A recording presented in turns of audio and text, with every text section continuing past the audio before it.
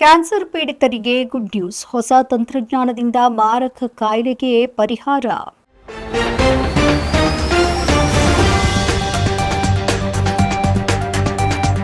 Cancer ಎನ್ನುವುದು ಇಂದಿನ ಜಗತ್ತಲ್ಲೇ ಅತ್ಯಂತ ಅಪಾಯಕಾರಿ ಕಾಯಿಲೆಗಳಲ್ಲಿ ಒಂದು. ದೇಹದಲ್ಲಿನ ಜೀವಕೋಶಗಳು ನಿಯಂತ್ರಣವನ್ನು ತಪ್ಪಿ ಅನಿಯಂತ್ರಿತವಾಗಿ ಬೆಳೆದಾಗ ಈ ಕಾಯಿಲೆ ಉಂಟಾಗುತ್ತೆ.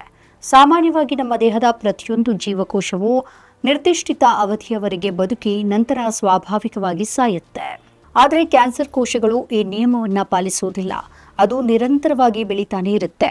ಈ ಬೆಳವಣಿಗೆ ದೇಹದ ಇತರ ಭಾಗಗಳಿಗೂ ಕೂಡ ಹಬ್ಬಿ ಮುಂದುವರಿದು ಇದು ಪ್ರಾಣಾಪಾಯಕ್ಕೂ ಕೂಡ ಕಾರಣವಾಗಬಹುದು.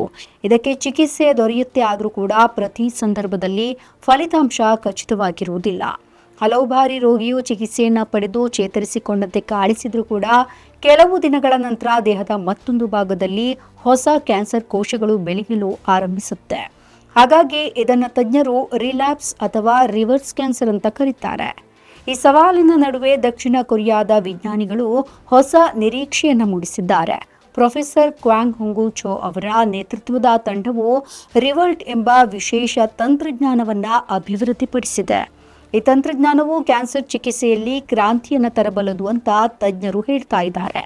ಯಾಕಂದ್ರೆ ಇದು ಕ್ಯಾನ್ಸರ್ ಕೋಶಗಳನ್ನು ಕೊಲ್ಲುವುದಿಲ್ಲ, ಬದಲಾಗಿ ಅವುಗಳನ್ನು ಪುನಃ ಸಾಮಾನ್ಯ ಆರೋಗ್ಯಕರ ಕೋಶಗಳಂತೆ ಪರಿವರ್ತಿಸಲು ಬಲವಂತ ಮಾಡುತ್ತೆ.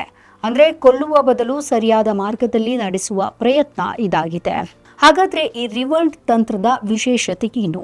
ಈ ತಂತ್ರಜ್ಞಾನದಲ್ಲಿ ವಿಜ್ಞಾನಿಗಳು ಕ್ಯಾನ್ಸರ್ ಕೋಶಗಳ ಬೆಳವಣಿಗೆಯಲ್ಲಿ ಒಂದು ನಿರ್ಣಾಯಕ ಅಂಶವನ್ನು ಪತ್ತೆ ಹಚ್ಚಿದ್ದಾರೆ.